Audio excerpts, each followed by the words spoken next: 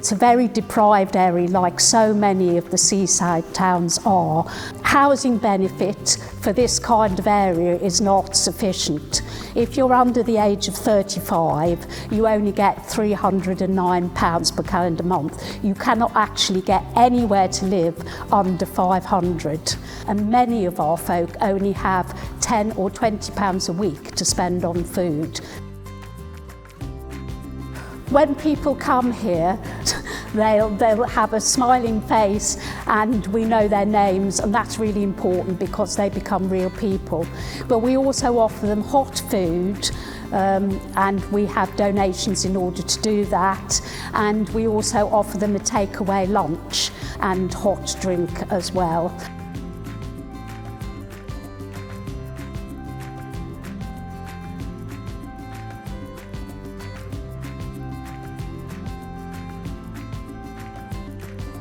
Then they can meet the organisations here that can possibly help them and lead them on in their lives. If they didn't provide the service here, then a lot of people would go hungry. They wouldn't be able to access any other organisation help either, because they know once they come here, they can get signposts then from the guys here. I've got nothing. I had a house fire, so it's somewhere to come, get a little bit of food, meet up with people. I've made a few friends since coming here, and I haven't been here that long, to be fair, but yeah, it's really helpful. Every day we have between 40 and 60 people that arrive at our door, but it is a massive service, and when universal credit was dropped again, our numbers went up by 50%. The way we work is through collaboration.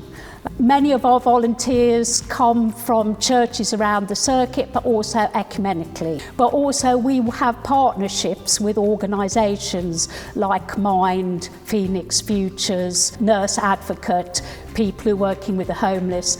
This is really important because we're not the professionals. The volunteers are absolutely crucial in opening the day centre, and we have an amazing team which really build up a relationship with our guests. They are completely non-judgmental and they accept people for who they are. When I came here, I suddenly realised that I couldn't really expand the work if the building stayed as it was, for safeguarding reasons. You can't have toddler groups and community groups going on at the same time as you're working with the homeless, many of whom are addicted. So we decided that we really needed to work together to change the premises to make them fit for purpose. We discovered that we needed £1 million. Lots of people said to me, right, that's it will never happen. And I kept saying to them, if it is of God, it will happen. We realised we wouldn't be able to raise that kind of money, so we got professional fundraisers in who did a really good job. And we ended up getting the money we needed, which was absolutely brilliant. I think it's really important that the church is involved in this kind of work in areas of great deprivation. The community can see that we have a purpose, we have a role, and to me it is the greatest form of evangelism, far better than words, to see love in action, and that's what we believe in. If you have the vision and you feel that this is something your church can do, just take courage and do it, because with collaboration and cooperation and working together as a team, this can be achieved and anybody can achieve it. Deacon Janet spoke about the greatest form of evangelism being love in action. Love is at the heart of the gospel, love and justice. And we believe that social justice and evangelism are deeply intertwined. We also believe that poverty contradicts the will of God, that to abandon the poor is to abandon the gospel.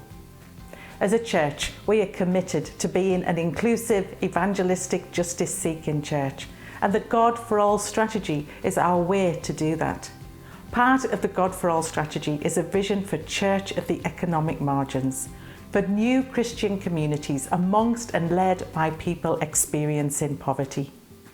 We are not taking God to the economic margins. We believe God is present with and in all people. In the faces of the guests at the day centre, we see the very face of God.